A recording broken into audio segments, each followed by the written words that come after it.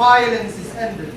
A Buddhist legend, retold by Aaron Shepard. Nearly all the world's greatest religious teachers have been peacemakers, and one of these certainly was the Buddha.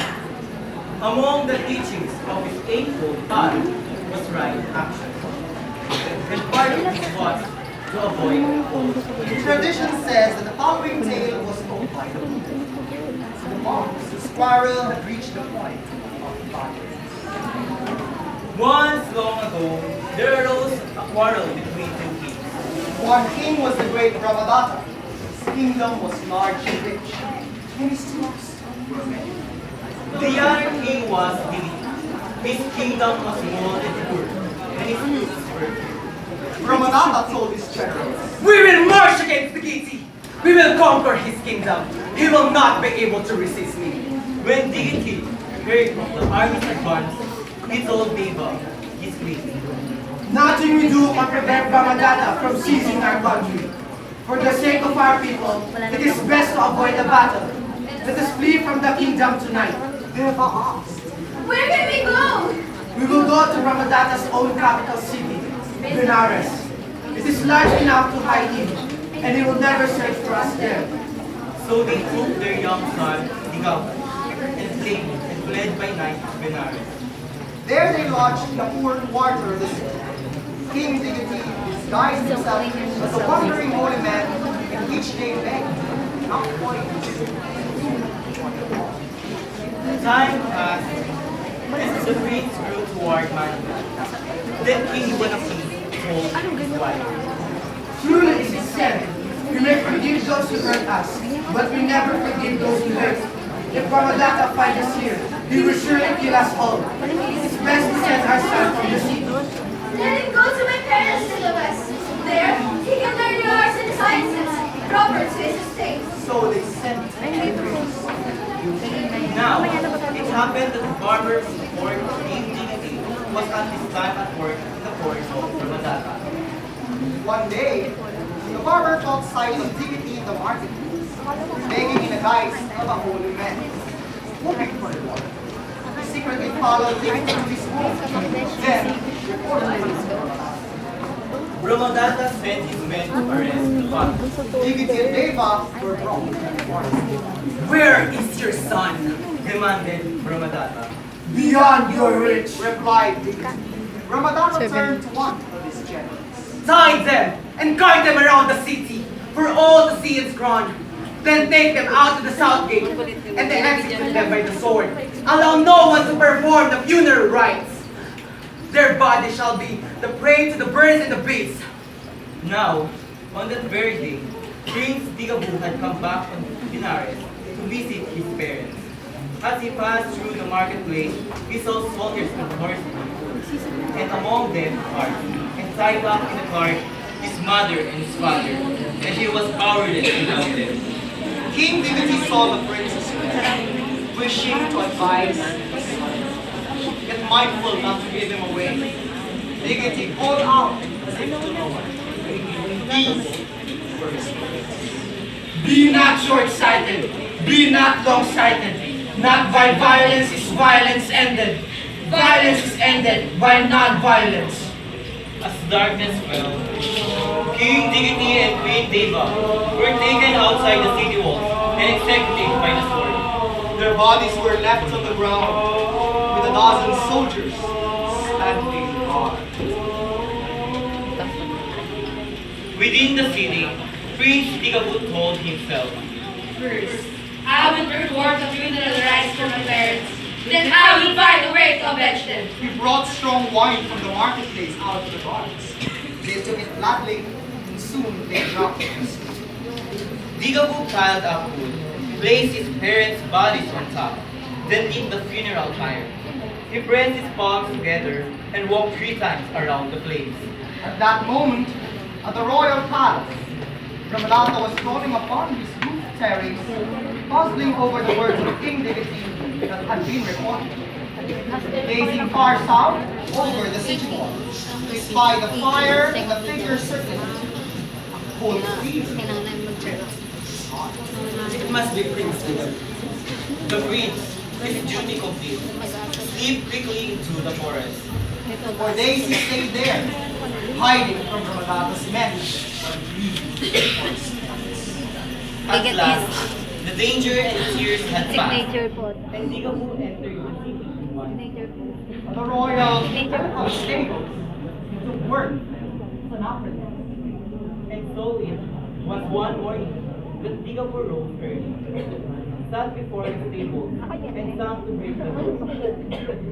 Once again we a strange new land. Our own grows stronger. So you turn from me and glad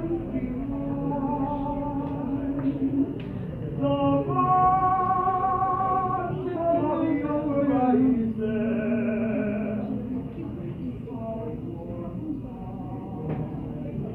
His voice drifted to the palace, to the balcony of Queen Brahmadatta, who had also risen early, wakened by a beautiful dream. How lovely! I need something such a music to ease my mind.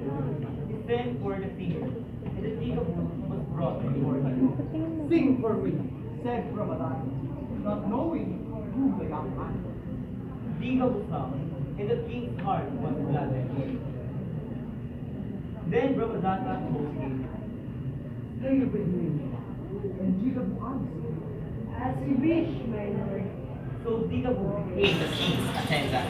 And since the young man's conduct was agreeable, and his words pleasing, the king grew ever more fond of him, bestowing on him more and more responsibility and trust. Then came a day when Brahmadatta desired to go hunting, and he told Digabo, Today, you will drive a chariot, and Digabo replied. It is an honor, my lord. So Digabo that day drove the chariot of the king. But as the hunters pursued their quarry, Jigab cleverly took a path that led away. It brought the king's arm aside and gave him authority. At last, Brahmadatta said, I wish to stop and rest. Jigab dismounted and sat cross-legged on the ground, and he told the king, Come rest yourself, my lord. so the king lay down beside Digabo and slept. Jigab gripped his sword and drew it slowly from its sheath. He pointed the blade at the throat of Brahmadatta. And then there came to him the words of his father. Be not short-sighted, be not long-sighted. Not by violence is violence ended. Violence is ended by non-violence. The sword of Digabo trembled. He drew it slowly away and replaced it with its sheath.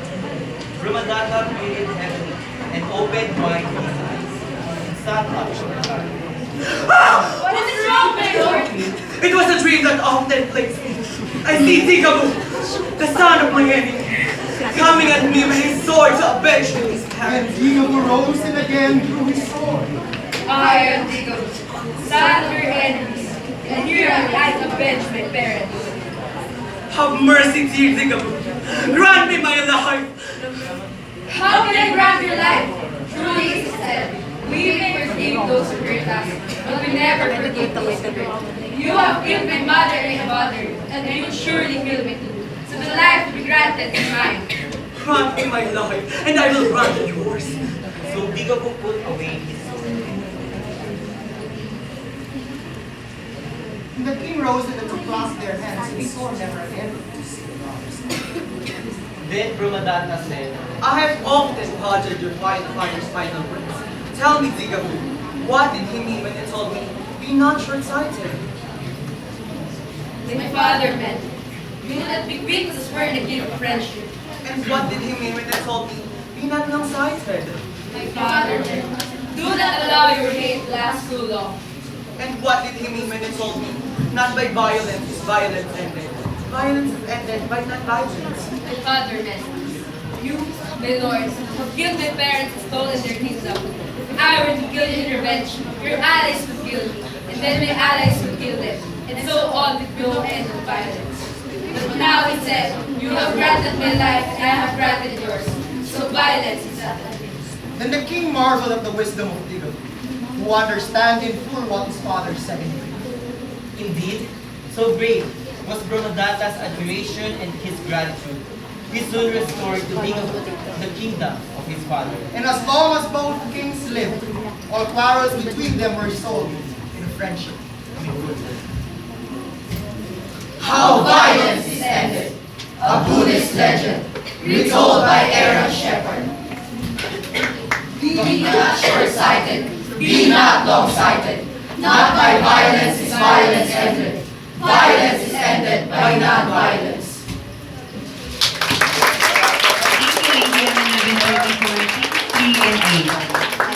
How violence is ended. Next up, ABM 1118, Team 1.